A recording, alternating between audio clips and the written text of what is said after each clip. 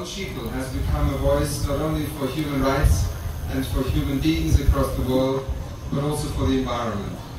Here today, it is my great honor and great pleasure, and with great gratitude, Don, that I announce you as the UNEP Goodwill Ambassador for the Environment. Don, you're Goodwill Ambassador for the United Nations Environment Program. What does this mean? How does it feel? It's still very new for me, a matter of hours actually. So there's going to be a bit of a learning curve. You know, I really want to educate myself about the issues and how best to apply myself. But it's something that I've been interested in for many years and have been actually looking for a way to get involved. And I've found, you know, that when you ask sort of the question to the gods, you know, how can I do more, sometimes the answer comes back very loud and clear. Does what is happening to the planet make you sad, or does it make you mad? I think I go between all of those emotions, you know, mad. I have children, you know, 14 and 12, and they often grill me and say, how could you guys have done this, and what's going to be left when I'm an adult, you know? I took my children to see An Inconvenient Truth 3 or 4 years ago. My youngest at that time, I wondered if she was too young, you know. And right after the graphic, I don't know if you've seen the movie, but the graphic where the animated, the polar bear, you know, is on that one ice floe and shrinking and drowns. She looked at me and she said, I need to know this now, why? And, you know, the question the answer that immediately comes to mind is, well, because you're going to be, and then you feel like that's a terrible thing to sort of lay that at their feet, that now it's going to be their responsibility to sort of clean up and sweep up after what we've done. So I really wanted to you know, apply myself in this way so that I could be about change and hopefully get ahead of the curve. We're sitting here in Rwanda. We're about 2 hours out of the capital, Kigali. It's a very special country to you.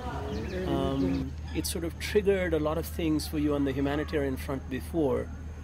Are you hoping this time around as well, being in Rwanda, could do something very, very meaningful for you and indeed for us, the United Nations Environment Program? Well, really, I feel that I just hope to be a conduit. I mean, I think what's good for the world will be good for me. So, and good for my family and good for my friends and the greater family of mankind. So that's hopefully what, in some small way, I can participate in. It's really, it's not about some sort of personal accolade for me.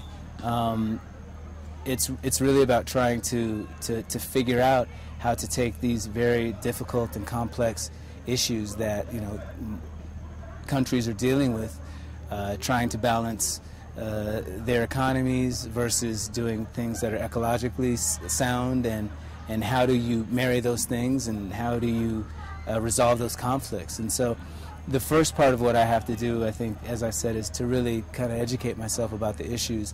And then with the help of UNEP and you know, the people who have already committed themselves to these issues, I'll be able to find a place where I can, you know, plug in. 2 or 3 very simple, quick messages that you would like to put out today on World Environment Day for the people out there, and indeed for the world leaders out there as well. Well, it's a similar thing that when I work on the activism front for Sudan and Darfur, people often ask me, well, what can I do? I'm just one person and I don't have any power. And I usually throw the question back at them and say, what can you do?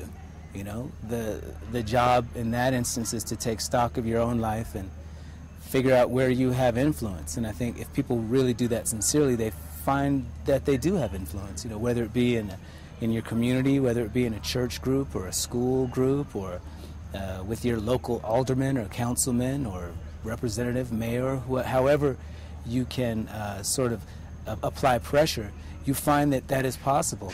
And then I think another thing that happens when you ask that question is you become a part of the greater, you know, group of people that are asking those questions as well.